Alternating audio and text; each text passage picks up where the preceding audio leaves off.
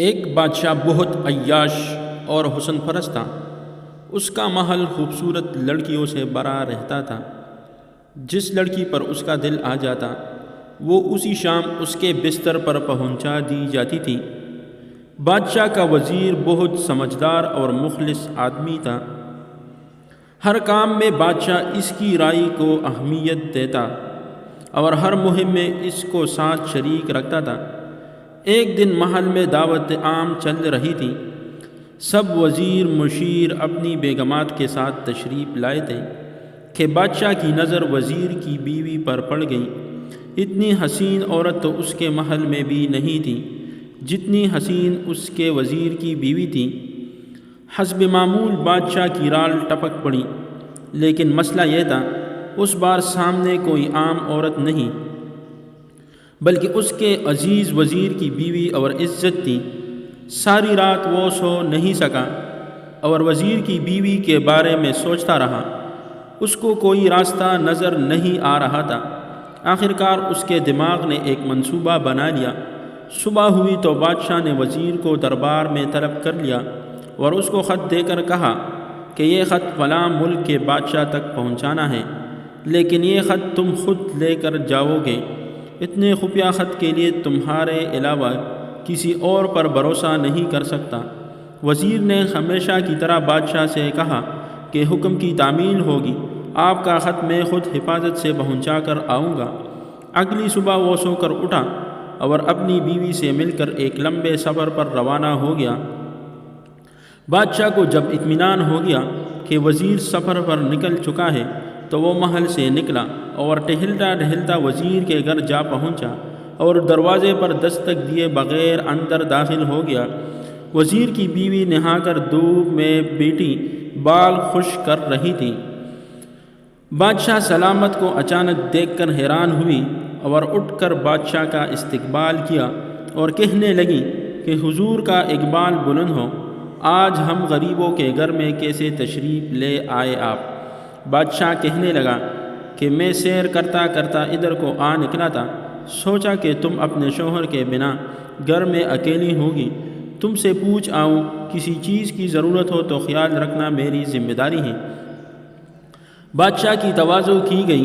بادشاہ مطلب کی بات پر آ گیا، اس کے حسن کی تعریفیں شروع کر دی اور کہنے لگا کہ تم جیسے حسین عورت میں نے آج تک نہیں دیکھی۔ وزیر کی بیوی سمجھدار تھی، اس کو پہلے ہی شک ہو گیا تھا کہ بادشاہ نے جان بوجھ کر میرے شوہر کو دور دراز کے ملک بھیجا ہے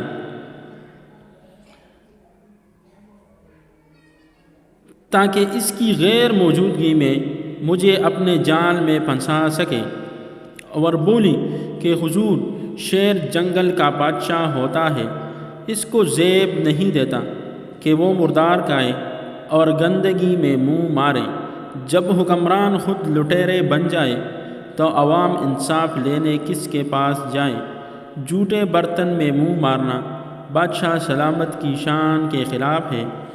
وزیر کی بیوی کے منہ سے ایسی دانشتہ مندانہ باتیں سن کر بادشاہ کو اپنی حرکت پر شدید افسوس ہوا۔ وہ اٹھا اور باہر نکل گیا۔ دوسری طرف وزیر جب تھوڑے آگے گیا تو اس کو یاد آیا کہ بادشاہ کا خط تو وہ گھر کے تکیہ کے نیچے ہی بھول آیا ہے۔ اس نے گھوڑا واپس موڑا اور خط لینے گھر روانہ ہوا۔ فیروز اپنے گھر پہنچا تو تکیہ کے نیچے خط نکالتے وقت اس کی نظر پلنگ کے نیچے پڑی بادشاہ کے نال یعنی چپل پر پڑی جو وہ جلدی میں بھول گیا تھا۔ فیروز کا سر چکرا گیا اور وہ سمجھ گیا کہ بادشاہ نے اس کو سفر پر اس لیے بھیجا تاکہ وہ اپنا مطلب پورا کر سکیں۔ فیروز کسی کو کچھ بتائے بغیر چپ چاپ گھر سے نکل گیا۔ خط لے کر وہ چل پڑا اور کام ختم کرنے کے بعد بادشاہ کے پاس واپس آیا تو بادشاہ نے انعام کے طور پر اسے 100 دینار دیے۔ فیروز دینار لے کر بازار گیا اور عورتوں کے استعمال کے کچھ کپڑے خرید لی اور گھر پہنچ کر بیوی کو سلام کیا اور کہا، چلو آپ کے ماں باپ کے گھر چلتے ہیں۔ بیوی نے پوچھا کہ یہ کیا ہے؟ کہا کہ بادشاہ نے انعام دیا ہے۔ اور میں چاہتا ہوں کہ پہن کر اپنے گھر والوں کو بتاؤں۔ تو بیوی بولی جیسا آپ چاہو، اور بیوی تیار ہوئی اور اپنے والدین کے گھر اپنے شوہر کے ساتھ روانہ ہوئی۔ داماد اور بیوی کو لائے گئے سامان کو وہ لوگ دیکھ کر بہت زیادہ خوش ہو گئے۔ فیروز بیوی کو چھوڑ کر واپس آ گیا، اور 1 مہینہ گزرنے کے باوجود نہ بیوی کا پوچھا اور نہ اس کو واپس لے آیا۔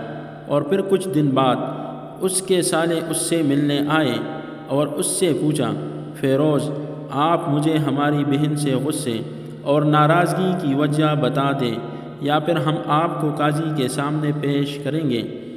تو فیروز نے کہا، اگر تم چاہو تو کر لو پیش، لیکن میرے ذمے اب اس کا کوئی حق باقی نہیں جو میں نے ادا نہ کیا ہو۔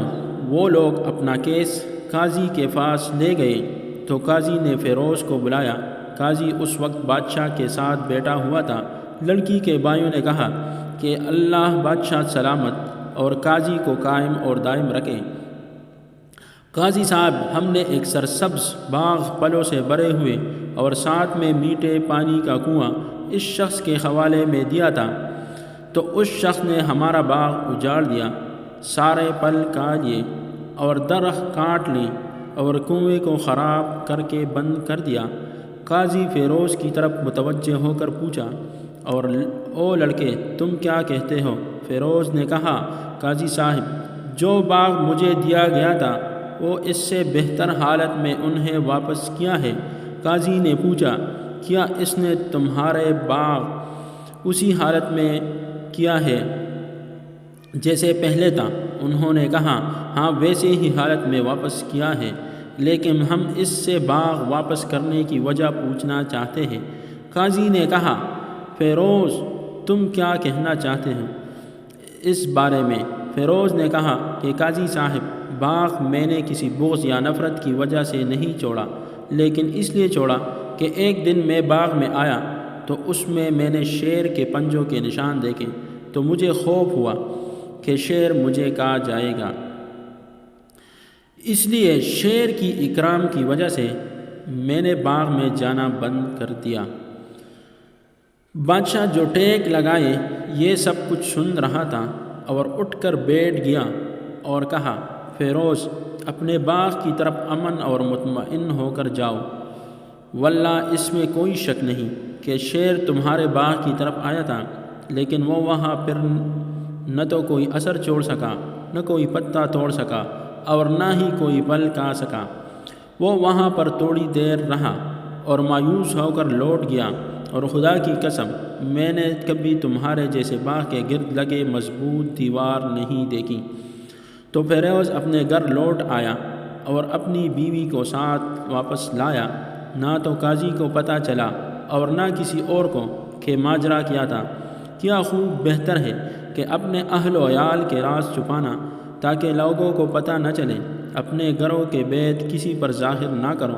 اللہ آپ لوگوں کی اوقات خوشیوں سے بھر دے، آپ کو آپ کے اہل عیال کو اور آپ کے مال کو حفظ امان میں رکھیں، آمین۔